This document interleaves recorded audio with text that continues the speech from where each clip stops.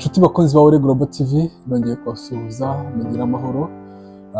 Nari maze igihe tutabonana, maze igihe ndi mu bintu byinshi cyane, maze igihe hari ibintu byinshi ndi gutegura, byambanye byinshi mu by'ukuri ku buryo byari bigoye kugira ngo mbe nabona umwanya wo kuza kugira ngo tuganire dukomeze ku murongo wacu, ariko nk'uko nabibabwiye ndahari, sinabatenguha.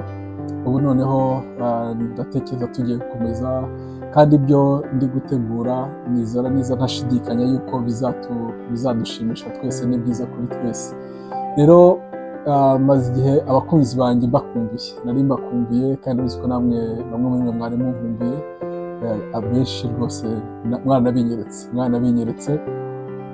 Muri iyi minsi hari ikintu ndiho ndatekereza, maze igihe ngitekerezaho, hamwe no gusenga nkumva nkomeje kugenda kigaruka muri njye, ndavuga nti ni byiza yuko inzaza tukakiganiraho tukareba niba dusangiye twese icyo gitekerezo numva nshaka kubagezaho. Ariko mu by'ukuri ni byiza yuko tubiganiraho, ukamenya uko ubyumva cyangwa se ukagira uko ubyumva, nanjye nkakubwira uko numva mbyumva. Rero ndashaka tuganira ku kintu kimwe cyitwa kureba no kubona. Ndatangira mbaza ikibazo kigira kiti, ese iyo ureba ubona iki? Burya abantu twese tubona ibintu kuko twese turareba, twamara kubireba ariko ugasanga buri wese afite overview ye, buri wese afite uko yabibonye. Ubajije arakubwira ati njye nabibonye ukundi, akakubwira ati njye nabibonye gutya. Umwuka wera twese avugana natwe, ariko by'umwihariko iyo mvuze ngo umwuka wera avugana natwe, ni mu bamuha umwanya cyangwa se mu babasha kurekonesa ijwi rya mwuka wera no kumenya icyo mwuka wera ababwira ku byo babona. Rero nanjye ndabaza nti, ese iyo ureba ibiriho bibaho, iyo ureba ubuzima bwa buri munsi, iyo ureba ibiriho bikurwanya, iyo ureba ibiriho bikugota, iyo ureba ibiriho bikunaniza, iyo ubona wenda niba ari indwara, niba ari ubukene, niba ari ubushomeri, niba se ari inzangano, niba se ari abarozi bakuroga, ukaba ubona ubuzima bwawe bugererejwe, ubibona ute? Iyo ubirebye ubona iki? Bigusigira iki? Ndagira ngo tubihuze rero. Buriya kubona nyako kuzuye 100% ni ukuri kumwe n'ihishurirwa, ni ukugendana n'ihishurirwa. Ni ukuvuga ngo hari ibintu tubona ariko hakabaho guhishurirwa, bisaba kwishurirwa na mwuka wera, ukamenya ikiri inyuma y'ibyo uriho ubona. Icyo gihe ni uko kubona kwa nyako. Naho kureba urabona icyo ati, ndabona ibibazo byinshi imbere yanjye, ariko bikarangirira mu kubona ibibazo. Burya aba ari ikibazo gikomeye kindi. Ni ukuvuga ngo tugomba kurenga ibibazo, ahubwo tugahishurirwa ibiri inyuma. Turaza kwifashisha ijambo ry'Imana nk'abakristo. Ndi umukristo, namwe muri abakristo. Rero ijambo ry'Imana ni ibyo kurya byacu bya buri munsi, kandi niyo ndorerwamo tureberamo twese ibiriho n'ibizabaho ejo. Reka tuganire ku ijambo ry'Imana. Turaganira ku ijambo ry'Imana riri mu Bami ba kabiri, Abami ba kabiri. Turajya mu gice cya 6. Ndifuza ko abafite Bibiliya mwebwe mwasoma, njye ntabwo ndi busome kugira ngo twihute ko sinshaka gukora ikiganiro kirekire, ariko nimujya mu gice cya 6 muhere ku murongo wa 8 mugere ku murongo wa 23. Aha ngaha muraza kumva ngo igihe kimwe umwami w'i Siriya ngo yari ari mu ntambara n'Abisiraheli. Hanyuma ariko ngo muri Isiraheli bari bafite umukozi w'Imana, bari bafite umuhanuzi w'Imana. Uwo muhanuzi nta wundi yitwaga Elisa. Hanyuma rero ngo umwami w'Abisiriya akavuga ati, ndashaka kuzafata Isiraheli nyigire urugerero rwanjye.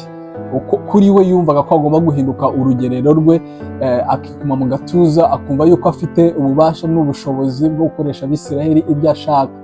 Muri iki gihe ngo bari mu ntambara, yarwanaga n'Abisiraheli, ariko noneho ngo ibyo bagiye bapanga, ibyo bavugiye mu murere, ibyo bagiye bavugira mu rwihisho mu nama we n'abagaragu be, hanyuma Uwiteka akabyereka Elisa.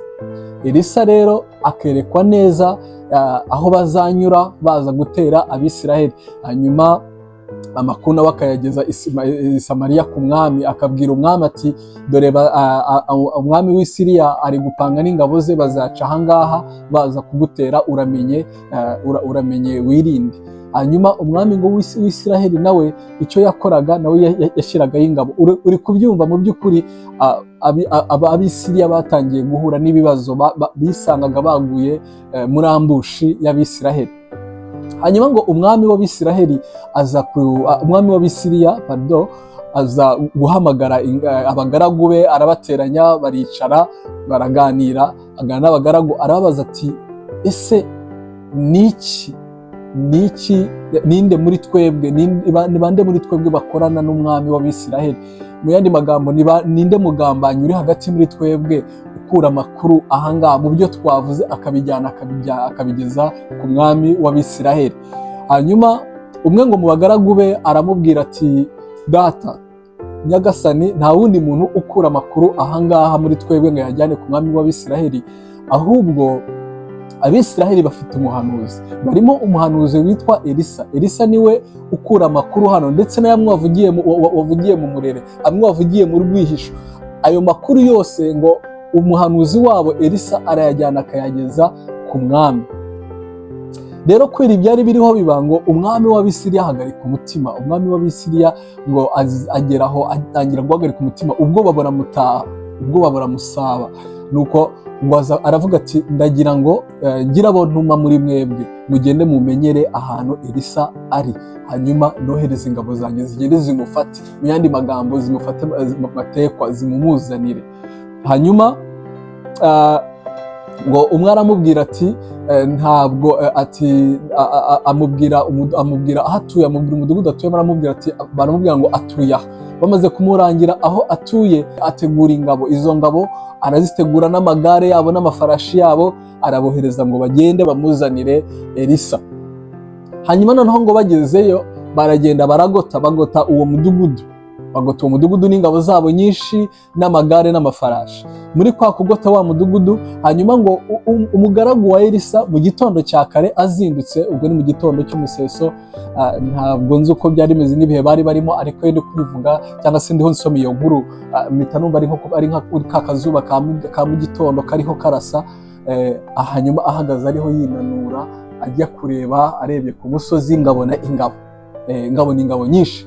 Hanyuma ngo asubire yirukanka, abwira Elisa, aramubwira ati databuja, biracitse birarangiye, ubuzima bwacu bushyizweho iherezo. Hanyuma ngo Elisa aramubaza bigenze bite, aramubwira ati ingabo zagose uyu mudugudu, turapfuye turashize.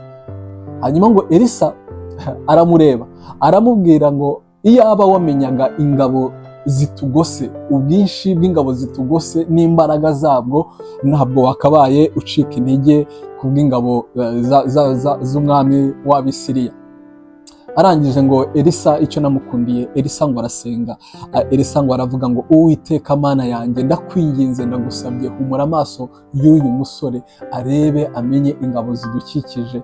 Uwiteka ngo ahumura amaso uwo musore ngo ahumutse amaso, ngo arebye, ngo abona ingabo nyinshi cyane zigose Eliya, ingabo ngo n'amagare yazo n'amafarashi n'amagare byaka umuriro, ngo by'umuriro. Yarabibonaga, abona bigose Elisa. Arangije aratangara cyane, ibyo ntiyabibonaga mbere. Yabonaga urupfu, yabonaga ko bicitse, yabonaga amakuba, yabonaga ko ubuzima bushyizweho iherezo, ariko ibyo yabonaga ntabwo ari byo Elisa yabonaga. Elisa yabonaga ibirenze ibyo ngibyo. Mu kureba bose bararebaga n'amaso yabo, bose bareba n'amaso yabo nk'uko nanjye nawe tureba, ariko ugasanga ibintu ntitubibona kimwe, hari aho umwe arenga. Nuko rero Elisa we yararebaga nk'uko umugaragu we yarebaga, ariko Elisa w'amaso akabona ibindi umugaragu atabona. Ariko asabye Uwiteka, Uwiteka akora ku maso ya wa musore, ngo arangije arahumuka. Ahumutse abona ingabo ngo nyinshi n'amagare n'amafarashi by'umuriro, ngo abona bigose Elisa. Uko nguko niko natwe twakwiye kuba tumeze mu bibazo ducamo, mu bibazo byose biza bikadukikiza. Elisa ntibyarangiriye aho ngaho, kuko nababwiye ngo ukureba, iyo umaze kureba ukabona, ukubona kwa nyakona ko kujyanwa n'ihishurirwa, kumenya riguha icyo ugomba gukora, rikubwira icyo wagakwiye kuba ukora. Elisa ngo ntibyarangiriye aho ngaho. Elisa ngo yarasenze aravuga ngo Uwiteka Mana yanjye, ndagusabye ndakwinginze uhuma amaso ya zino ngabo. Ako kanya ngo ingabo zose zihuma amaso. Izo ngabo zihumye amaso ngo Elisa aragenda arazisanga, amaze kuzisanga arazegera arazibwira ati mwayobye, iyi si yo nzira kandi uyu si wo mudugudu mwari mugiyemo. Arababwira ngo ariko nimunkurikire mbajyane mbageze mu mudugudu mugiyemo, kandi mbereke uwo mwashakaga gufata mu mufate. Ingabo ngo ziramukurikira buhumyi, zigenda zihumye, ziramukurikira, azijyana i Samariya, azigeza ku mwami. Azigejeje ku mwami rero arongera ngo arasenga ngo Uwiteka Mwami, ndagusabye uhumure zino ngabo zibone. Uwiteka Imana ya Isiraheli, Uwiteka Imana yacu, Uwiteka Imana isumba byose, arongera ngo ahumura za ngabo zari zabaye impumyi, zirareba zirabona. Ngo zigiye kureba zibona zisanze i Samariya hagati, zibona zaguye mu gico, zibona zaguye muri ambushi, zibona ziri imbere y'umwami, zibona uwo zari zije gufata, zari zije kureba azihagaze imbere, ngo zishye ubwoba. Urabyumva nawe ukuntu izo ngabo zibonye, uri kumva ukuntu nazo zisanze, nazo zabonye ko bicitse, nazo zabonye ko ubuzima burangiye, nazo zabonye ko zipfuye, nazo zibona urupfu nk'uko wa mugaragu wa Elisa nawe yari amaze kubona ko urupfu rwamusanze. Nabo noneho niko byagenze, nibo byahindukiye. Ariko ngo umwami arangije abaza Elisa naramukunze cyane hano hantu, haleluya. Elisa ngo abaza Elisa ngo ese ngo nzitsindaha, abimubaza ubugira kabiri, nzitsindaha. Ariko umva ukuntu Elisa, umva ukuntu yamubwiye umuhanuzi w'Imana ufite umutima wuzuye ubumana. Arangije ngo aramubwira ngo ese nyagasani, aramubaza ngo ese ingabo watsindishije amacumu n'imiheto ukazifata mpiri wazica? Ngo ahubwo nibazizanira ibyo kurya n'ibyo kunywa babishyira imbere yazo, nizirangiza zirye zinywe zisubire iyo zavuye. Urumva umutima ubabarira, urumva umutima wuzuye ubumana, urumva umutima utifuriza umuntu ikibi, umutima utifuza kumena amaraso, ibiganza bitifuza gukaraba amaraso, ibiganza bitifuza guhemuka, umuntu utifuza guhemuka. Uwo ni wo muntu w'Imana. Ni ukuvuga ngo utirwanirira, ahubwo ureka Uwiteka agakora icyo agomba gukora. Arangije rero ngo umwami abigenza uko, barabatekera, barabazanira ibyo kurya, babazanira ibyo kunywa. Ubwo ndi kubyumva ko bashobora kuba barabagiye ibimasa bishishe, barababagira, bararya, barahaga, baranywa. Barangije berekeza inzira isubira iwabo. Icyo nakunze rero hanyuma kuri 28 ngo uhereye icyo gihe imitwe y'Abisiriya niyongeye kugerageza, niyongeye gutera Abisiraheli. Muri make niyo bagize gute, bararuciye bararumira, bagize ubwoba, baravuga ngo abantu sabo guhangara, abantu sabo gutinya uko twibone, abantu sabo gukomeza guhangana nabo. Baratuza ngo nibongera gutera Abisiraheli. Guhera icyo gihe amahoro araboneka.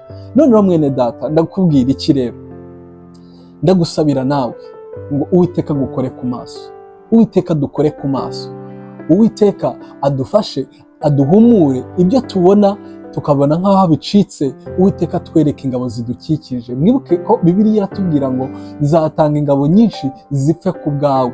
Uwiteka ategura ingabo nyinshi zigomba gupfa ku bwawe. Witinya. Niba ari uburwayi, ndagusabye witinya, ubwo burwayi wibutinya. Niba ari ibibazo bindi ufite, witinya. Niba ari ubukene se, niba ari ubushomeri, witinya. Wivuga ngo biracitse. Ese wabonaga ko bicitse? Ese wabonaga yuko birangiye? Ese wabonaga ko ejo urupfu ruzagutwara? Ese wabonaga neza ugeze ku mbibi? Wabonaga urupfu rugusatiriye? Ndagira ngo ubwire ngo witinya, ahubwo wizere Imana. Wizere iyi Mana ya Elisa, wizere iyi Mana yamutabaye, wizere iyi Mana yamuhaga amakuru, wizere iyi Mana itanga amakuru. Imana yahaga amakuru Abisiraheli, nuyizera nawe iraguha amakuru, nuyizera irakwereka icyo abanzi bawe bakora. Ese hari abarozi bakurogaga? ese wahoraga ubona uri mu bitero ukabona abarozi bakumereye nabi, bari baragushegeshe, umaze igihe kirekire urwana n'abarozi, hari ibyo bakoherereje, barakohereza amahembe, barakohereza ibitegase, ni ibiki bakoherereza? Ibyo byose bajyaga bohereza bigereranye nka za ngabo zaje zije gufata Elisa, hanyuma ngo zihageze we azibonesha andi maso, ariko umugaragu atabona. Ndagusabira wiba nk'uyu mugaragu, wigira amaso nk'ay'uyu mugaragu. Ndagusabye rwose, nsaba Uwiteka Imana isumba byose ngo idukore ku maso, turebe uko Elisa yarebaga, hanyuma tubone izindi ngabo zidukikije. Ntidutinye ibyo byose, ntutinye ibi byose bakoherezaho, ntutinye izo ngabo n'amafarashi yabyo, umenye ko nayo hari ingabo zifite z'amagare n'amafarashi by'umuriro bikugose, bikurwanira, bishaka gufata ziriya ngabo. Hanyuma rero nkakubwira ngo waba urwaye, yaba ari kanseri, yaba se ari diyabete, yaba se ari indwara zindi zisanzwe, izo mu buhumekero, izo mu maraso se, izo mu magufwa se, iyi ndwara iyo ari yo yose ubunini bwose yaba ifite yigereranye na ziriya ngabo zari zigose uriya mudugudu, zari zije gufata Elisa, umenye ko hari izindi mbaraga. Hanyuma niba ari abarozi bakurogaga, menya yuko hari ingabo zikurwanirira. Inshuti yanjye, witinya, dusaba Imana iduha amaso, iduhumura amaso, tubone ibindi tutajyaga tubona, tubone ibyo tutajyaga tubona Uwiteka adutegurira. Ndakwifuriza guhumuka, ndakwifuriza kugira ubuzima. Humura, urupfu rwagusatira ariko ntirwagutwara, ntirwagushobora, mu gihe ariko wemeye kwiha Uwiteka, mu gihe wemeye kubaha Imana yawe, mu gihe wemeye kubaha iyi Mana ya Isiraheli, iyi Mana yatabaye Abayisiraheli, niyo Mana yacu, niyo Mana twese itureberera kandi ikaturwanirira. Wibuke ko Kristo yadupfiriye twese ku musaraba, amena amaraso ye, araducungura kugira ngo tubashe kunesha ibi byose bitugeraho. Ibi byose byaraneshejwe ku musaraba. Yesu ari ku musaraba ngo yatanze raporo, aravuga ngo byose birarangiye. Ibi byose ni ibiki? Byose se urumva hatarimo ibibazo byawe? Urumva hatarimo ubukene se? Urumva se hatarimo amakuba? Urumva se hatarimo ibindi byose byajyaga nawe bigutesha umutwe? Witinya, humura, Uwiteka ari kumwe nawe. Witinya, humura, Yesu yarabambwe ku musaraba kugira ngo bamburwe. Ariko nutamwumvira, nudahinduka, nudahindukira, nutareka ibibi, nutatera intambwe buri munsi zo guhinduka, ngo wemere Uwiteka aguturemo, akubemo, agukoreshe, nyamuneka ndakubwiza ukuri, nta garanti uzaba ufite. Ibizaza bizagushikaho, ibizaza bizakugeraho, ariko igituma dutsinda nuko dufite imbaraga z'Imana. Igituma abarozi bananirwa nuko dufite imbaraga z'Imana, kandi tuzava kuri iyo Mana yacu. Rero ndagira ngo mbabaze, hari ibintu byinshi bijya ndeba kuri social media, by'umwihariko muri iyi minsi hari abantu benshi tuvuga ururimi rumwe. Mwese muzi biri kubera muri Kongo, murimo murabona ibera muri Kongo, murabona ubwicanyi buri gukorerwa Abanyamurenge, buri gukorerwa abantu bo mu bwoko bw'Abatutsi bari muri Kongo. Isi yose ikabireba igaceceka, isi yose ifite uburyo ibireba, Amerika ifite uko ibibona, ifite uko ireba ikanabibona, Abanyafurika bafite uko babireba n'uko babibona, kandi nabo gutandukanye, Abanyaziya n'Abanyaburayi, abo bose niho amaso yabo ari, niho bari kureba, ariko kureba kwabo buri wese afite overview ye, afite uko abibona cyangwa se uko abyumva. Hanyuma nkabaza ngo ese wowe iyo ubireba ubona iki? Ubona ko ukwiriye gufana? Ubona ko ukwiriye kubogama? Ubona ko ukwiriye gushya ubwoba ukavuga ngo natwe turapfuye turashize? Cyangwa ubona ko ari icyo gihe cyo gusenga Imana yawe, ukavuga ngo Uwiteka, ndimo ndabona ibibazo bitwegereye, ndabona intambara zitwegereye, ariko ndakwinginze ngo wowe Uwiteka Mwami Imana uhuma amaso ibi byose biriho bidusanga, ubifate miri, uturwanirire, udutsindire. Ni igihe cyo gusenga, ni igihe cyo guca bugufi, ni igihe cyo kubwira Imana yawe ko uyikeneye kuruta ibindi bihe byose byigeze bibaho. Ibiri muri Kongo byakugeraho, uri mu Rwanda, uri mu Burundi, uri muri Kenya, uri muri Tanzania, aho waba uri hose, n'undi wari wese. Rero reka dusenga, ahubwo dusenge n'ibihugu byacu amahoro aboneke. Ntitubibone nk'abapagani, ntitubibone nka wa mugaragu, ahubwo tubibone nka Elisa. Hanyuma tumenye ngo ese Uwiteka ingabo ze ziturinze zingana gute? Uburinzi bw'Uwiteka dufite bungana bute muri bino bibazo biriho bitwegera, biriho bidusanga? ibyo ndabizi ko ari byo mwese mwugiramo umunsi mureba ubwoba bukarushaho gutaha imitima yanyu, kandi nanjye ntikuyemo, nanjye ndabireba cyane, ariko dusabe Imana idukore ku maso duhumuke tumenye ibiri kuba hariya, kandi nabyo tuzabigana, tuzagira igihe cyo kujya tubyinjiramo tumenye n'ibiri kubera. Ni byiza ko tunabimenya, tukanasenga cyane, tugasengera bene wacu bariho babura ubuzima, bene wacu badafite amahoro, bene wacu bari hariya bicwa umunsi ku wundi, imfubyi ziriho zandagara, abapfakazi bariho bandagara, inshike ziri hariya zikwandagara, abarwayi, abamama batwite bendaga kubyara batari kugirirwa impuhwe bakicirwa n'abana babo mu nda, impinja, ibibondo, ibisekeramwanzi biri kwicwa hariya muri Kongo. Ni ibibazo, ni amakuba yagwiririye ibihugu byacu, ni akaga, ni amage, ariko tugomba gusenga ndetse cyane.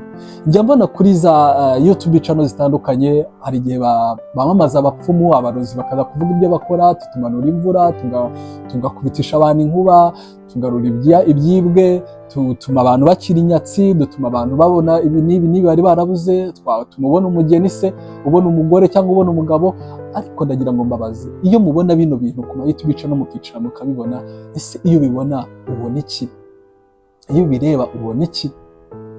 Birakwiye kwibonesha andi maso, birakwiye ko tuba maso, kuko ibi bintu bari kwamamaza, ikibi cyose kiri kugenda kiza muri iyi si kubera social media, ndakubwiza ukuri, wowe nubwo kitakugeraho kirototera uwawe, kirototera umwana wawe se, kirototera umuvandimwe wawe se, inshuti yawe se, cyangwa se umuryango wawe, abazagukomokaho, kubera ko bigenda byimikwa tubireba, ni ikibazo. Birakwiye ko dusenya iyi myuka. Mu gusenga tugasenya iyi myuka, tubirebe nk'ibitariho none. Uyu munsi bishobora kuba biriho byoroshye, ariko nitubireka, nitubijenjekera, ejo bizaba bikomeye, kandi bizatugora kubisenya, cyangwa bigore abazadukomokaho kubisenya ibisekuruza byacu. Rero ndagira ngo mbabwire ngo turebe, dusaba Uwiteka aduha amaso abona. Ibihe birakomeye, ibihe n'ibyo gusenga, ntabwo ari ibihe byo kuryama ngo duhunikire, cyangwa ngo turere ngo biracitse, ngo amakuba yose turajya hehe. Akenshi tukibuka Imana ariko tugeze no mu bibazo, ariko ndagira ngo mbabwire ngo no mu gihe tumeze neza, dufite amahoro, tujye dushima Imana kandi tuyisenge, tuyisabe kuguma turi maso no gukomeza kujya mbere. Ijambo ry'Imana yavuze ngo musenge, ngo muri byose mushime. Dushime twarwaye, dushime turi mu bibazo, dushime batwanze, dushime twabyaye, dushime twabonye akazi, dushime twabonye ibyiza byose twifuza, dushime mu bibi no mu byiza. Ndabakunda rero, ni Yves. Iri ni ryo jambo numvaga nshaka ko tuganiraho. Mugira amahoro, Uwiteka abafashe, Uwiteka amfashe mu byumve, Uwiteka adufashe kugira ngo iri jambo ritugere ku mitima, kandi koko rigire icyo ribyara, adukore ku maso. Ndabakunda, mugira amahoro. Ubwo ubutaha nyahejo nanone turebe ibihe abanyarwanda tugiye kwinjiramo. Abanyarwanda bagiye kwinjira mu bihe bikomeye, ibihe byo kwibuka aho Uwiteka yadukuye, ibihe byo kwibuka ibyabaye muri Mata 1994 muri Jenoside yakorewe Abatutsi. Ibyo nabyo ndifuza ko tuzagirana ikiganiro tubivugeho, kubera ko ni amateka yacu, ni amateka yangizeho ingaruka, ni ingaruka nkiri kurwana nazo, ingaruka mbi nahuye nazo nkiri kurwana nazo, ingaruka uri kurwana nazo, ingaruka igihugu kiri kurwana nazo, ndetse ni nazo ngaruka turi kubona muri Kongo n'ahandi n'ibindi bishamikiyeho. Imana ibahe amahoro, murakoze, ndabakunda. Nakagaruka kuri Ole Global TV. Ciao ciao. Kora subscribe, ukore like, ukore na comment, kugira ngo ibintu birusheho kuba byiza. Amahoro.